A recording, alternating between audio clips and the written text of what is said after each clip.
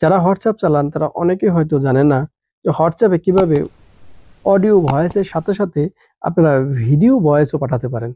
তো বন্ধুরা, আজকে আমি এই ভিডিওতে দেখে দিব কিভাবে হোয়াটসঅ্যাপে অডিও এবং ভিডিও ভয়েস পাঠাবেন। তো এই কাজটা করার জন্য প্রথমে অবশ্যই আপনাদের হোয়াটসঅ্যাপ অ্যাপসটি প্লে স্টোরে গিয়ে অবশ্যই আপডেট করে নিতে হবে। সেক্ষেত্রে আপনারা প্লে স্টোরে প্রবেশ করবেন। প্লে স্টোরে প্রবেশ করার পরে আপনারা সার্চ বক্সে লিখবেন হোয়াটসঅ্যাপ। আপনাদের হোয়াটসঅ্যাপটা আপডেট দিতে হয়, তাহলে এরকম আপডেট লেখা আসবে, আপনারা এই আপডেটে টাচ করবেন।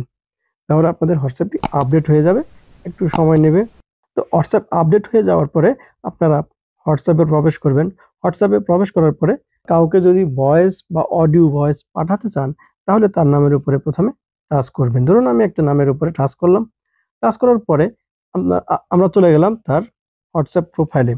যাওয়ার পরে আপনারা যদি হোয়াটসঅ্যাপের অডিও ভয়েস পাঠাতে চান, তাহলে স্বাভাবিকভাবে আপনারা সবাই এখানে যে এই যে একটা ভয়েস রেকর্ডিং অপশন আছে, এখানে একটু প্রেস করে ধরবেন, তারপরে ছেড়ে দিলে যাবে। আর যদি চান যে এখানে আপনারা একটু উপরের দিকে যেহেতু আমি এখানে রেকর্ড করছি এই জন্য রেকর্ড হচ্ছে না, তো আপনারা এরকম করে পাঠিয়ে দিবেন।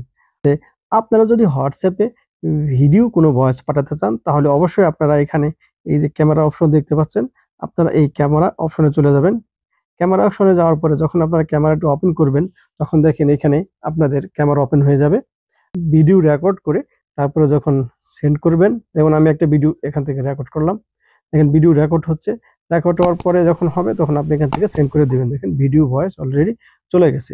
তো বন্ধুরা, এই ছিল আজকের ভিডিও, আপনি কিভাবে হোয়াটসঅ্যাপ থেকে ভয়েস এবং অডিও পাঠাবেন।